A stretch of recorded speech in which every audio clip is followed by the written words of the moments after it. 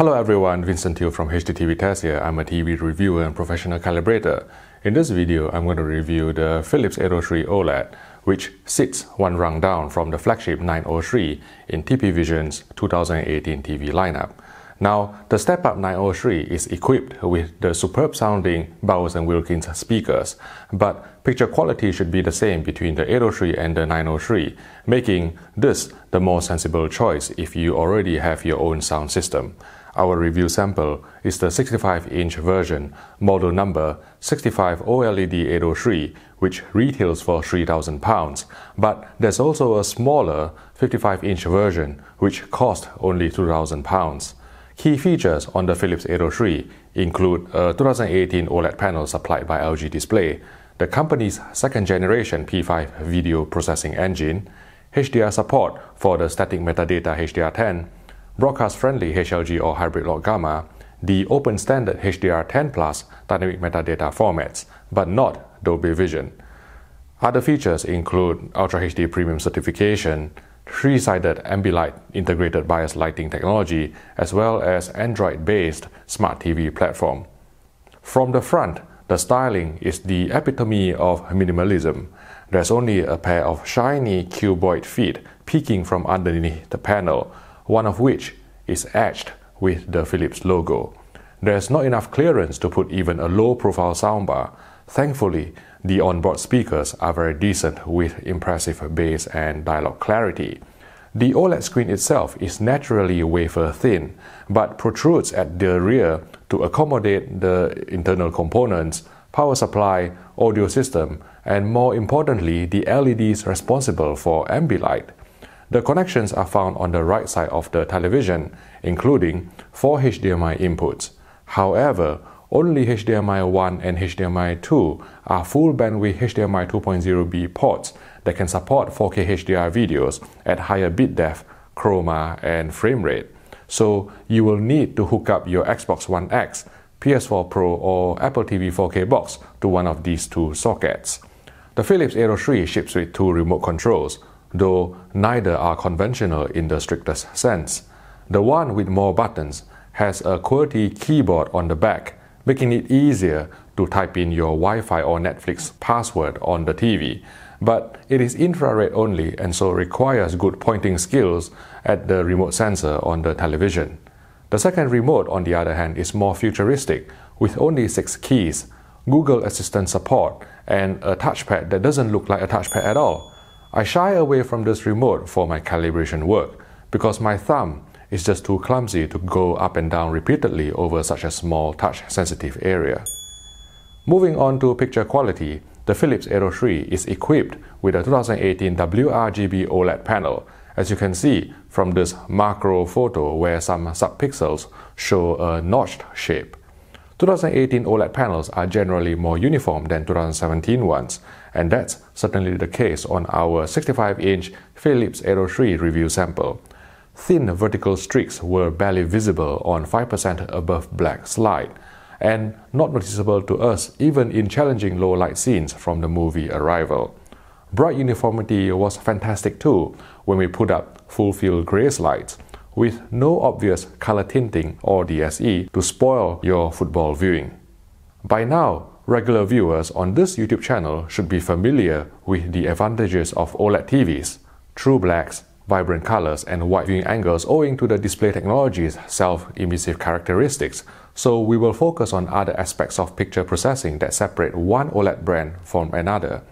And what I like most on Philips TVs, including this 65 OLED 803, is that there is one particular set and forget motion setting that lets you enjoy high motion resolution and smooth 24p playback without soap opera effect or interpolation artifacts. OLEDs are sample and hold displays whose baseline motion resolution is 300 lines according to this horizontally scrolling test pattern. This figure can be boosted to around 650 lines either via frame interpolation or black frame insertion. Now, the Philips 803 doesn't feature black frame insertion or BFI, but to be honest, all BFI implementations on current OLED TVs from LG, Panasonic, and Sony are unusable in my opinion because of excessive flicker as a result of OLED's refresh rate. So effectively, we are restricted to frame interpolation to reduce motion blur on OLED TVs. While Sony has some of the best motion processing in the business, if you want to achieve 650 lines of motion resolution on their OLED TVs, you have to deploy motion flow in such a way that some soap opera effect or SOE would be unavoidable. Panasonic OLED TVs still suffer from the occasional frame skips with 24p HDR movies, while LG's TrueMotion is prone to the odd stutter and artifacting. Once Philips motion control is set up correctly, you can watch 24 frames per second films without telescenic judder or soap opera effect, as well as 50Hz sports content with high motion clarity and minimal interpolation artifacts, all without needing to change the motion settings. Okay, let's talk about colors then. Calibrating a Philips TV is not usually the easiest task because of several reasons. Number one, while it has a 3-axis color management system, it only has 2-point white balance controls. Furthermore, when you try to calibrate the grayscale, you have to select the custom color temperature submenu, which actually defaults to a very blue white point, which presumably is the native white point of this OLED television. Also, another problem is that when you summon up the menu to try and calibrate the grayscale, the menu system will cover the entire screen, therefore interfering with your measurements. But once we actually got past all these things, I spent a bit of time calibrating the colors and the grayscale. The Philips Aero 3, certainly our review unit, did not exhibit any inaccuracies that exceed the humanly visible threshold of delta error 3 across all 140 patches that we measured, which is fantastic work because that means skin tones and other memory colors will look very natural and realistic. However, there is one catch though. When you calibrate the custom color temperature settings, it will actually transfer to whatever picture mode that you're using that will be using custom color temperature. For example, let's say if I calibrate ISF night mode in a dimly lit environment, then if you actually go into, let's say, the HDR mode, the custom color temperature will transfer across as well, which means that you can't have separate HDR and SDR calibrations, which is not as accurate as other TV brands that allow for independent SDR and HDR calibrations. So that may be something that Philips can work on, but certainly once we calibrate the SDR night mode, the colors look impressively accurate and realistic based on the content that we watched. Next, I want to move on to video processing, and Philips TV plays a lot of importance on this. Now, first things first, the upscaling is of the highest quality. It is really top-notch, right up there with the very best. But because the pixel shifting cannot be completely defeated on the Philips Aero 3, which is the same as the 903, it means that occasionally you'll see one pixel missing on the side or on the top and bottom. This is because the TV is subtly shifting the pixels to try and combat image retention, and that unfortunately cannot be switched off in the user menu. But for most intents and purposes, this shouldn't actually affect your viewing at all. It is only when we put up an overscan test chart that we notice that maybe one pixel on the side or one pixel on the top or bottom is missing. But the upscaling is definitely of the highest quality, although maybe a bit on the aggressive side. By that, we mean that although the image looks sharp and detailed, sometimes in poorly compressed sources with more compression artifacts, the Philips Aero 3 will exhibit a bit more noise and macro blocking than competing TV sets. So let's say if you are watching poorly compressed sources, you may need to engage noise reduction a touch to try and minimize these noise and macro blocking artifacts, which obviously comes at the expense of introducing other errors like smearing and smudging of fine detail. But that's a compromise that you have to accept with the intense processing that Philips is implementing on their Aero 3 OLED television. And the next thing that I want to touch on is the perfect natural reality technology, which is new on the Aero 3 and 903 with the second generation P5 video processing engine. Now, what this is an SDR to HDR conversion technology, so it is only active when you display an SDR source. And from our analysis, it is actually fairly clever. So let's say if we display a bright scene, I'm using this movie Skyfall, and in bright scenes, what the perfect natural reality or PNR technology will be trying to do is to adjust the gamma such that the highlight details and also the midtones and the blacks will become darker, so that you get the sensation that you are seeing more specular highlight detail rather than the picture being blown out, which can increase the perception or the feeling of an HDR effect. This is different from many other brands, which when you engage their SDR to HDR conversion, they just try to boost the brightness or try to boost the brighter area to be as bright as possible in an effort to try and blind you. But Philips is taking the more intelligent approach of trying to lower the gamma. I mean, that's my perception of what the technology is doing in bright scenes. Lower the gamma such that the specular highlight detail can be more visible, and therefore you get more of a sense of HDR, especially in conjunction with OLED's inky blacks and HDR effect due to the increased dynamic range. Now, conversely, when you display a dark scene without too much specular highlight detail, what the PNR will be doing is to actually elevate the midtones such that the whole picture brightens up to give you more feeling of better shadow detail. Again, this is in line with true HDR, where besides getting an increase in specular highlight detail, you also get an increase in shadow detail because of more bits being allocated in the lower end as a result of the button ramp. And what Philips TV is doing is extremely intelligent, extremely clever. They are using the theories of HDR, applying it to SDR to give you a convincing feel of HDR from SDR content. Now, obviously, this is going to be messing with the creator's intent and the original artistic vision. So out of principle, because I'm a purist, I don't actually use it at all, the perfect natural reality system.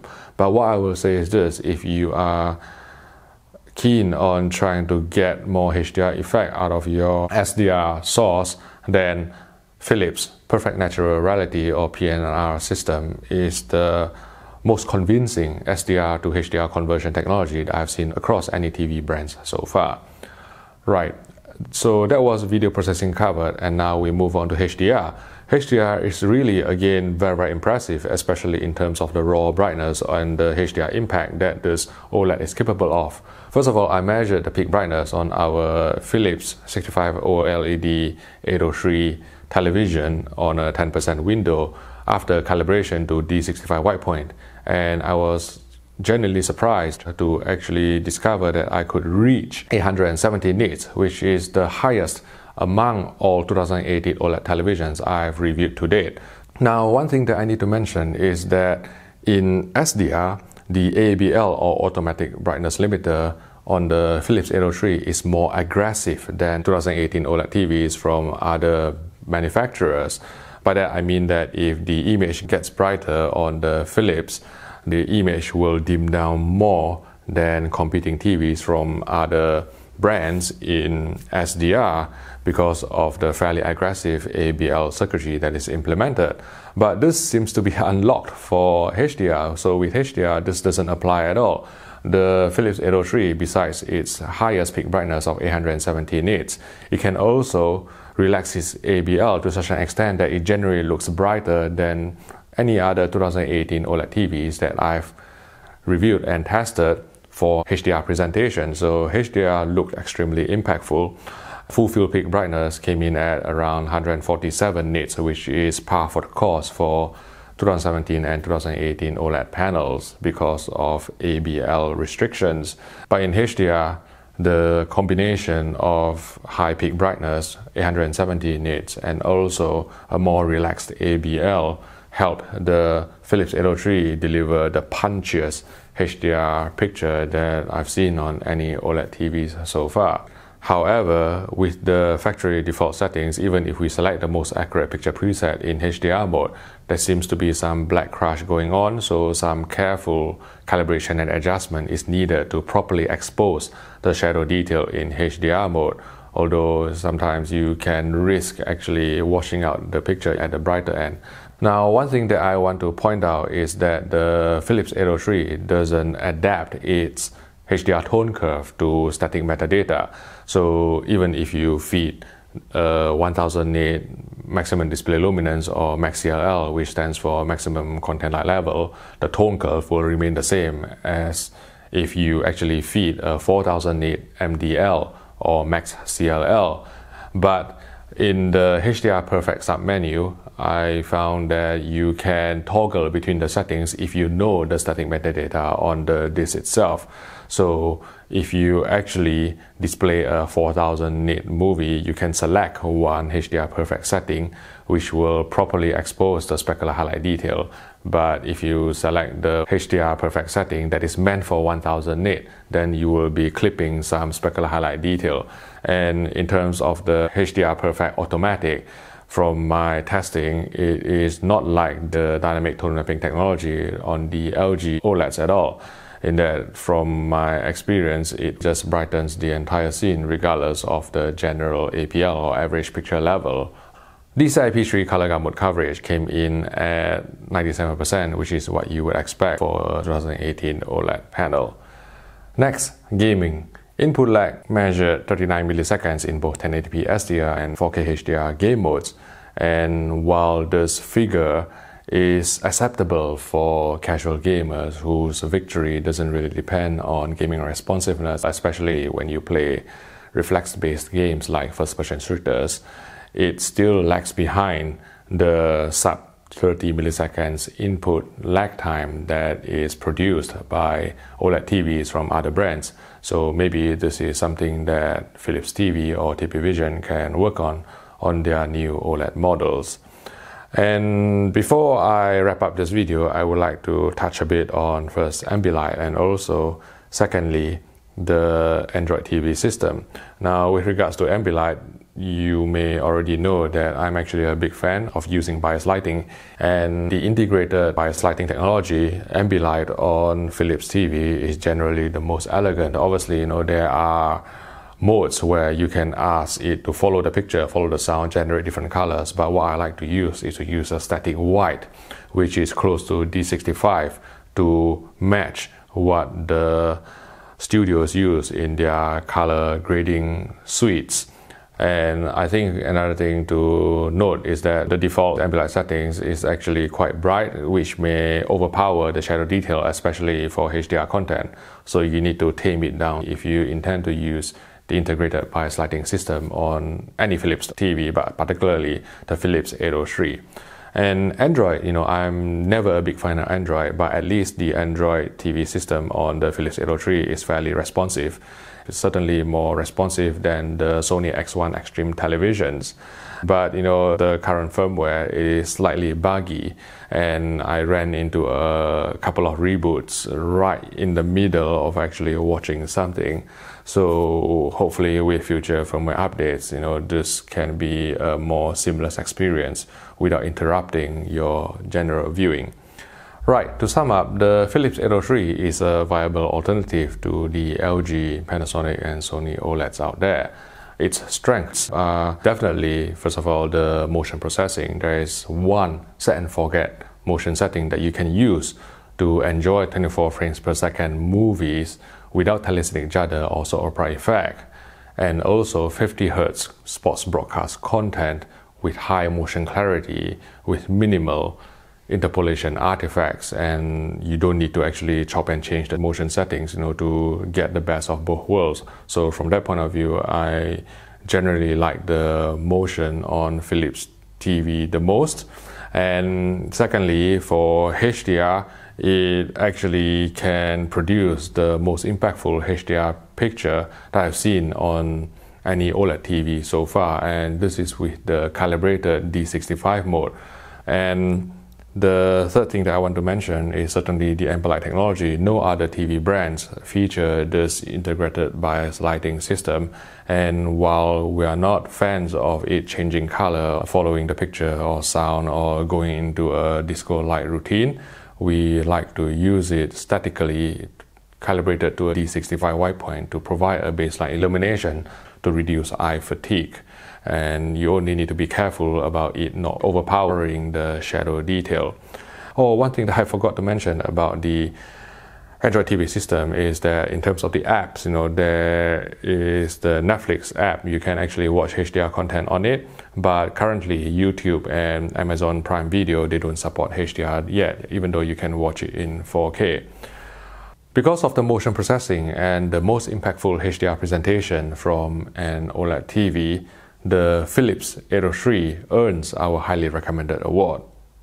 If you found this video useful, please click the like button and subscribe to the HDTV Test YouTube channel for more videos like this. Thank you for watching, and I'll see you in the next video.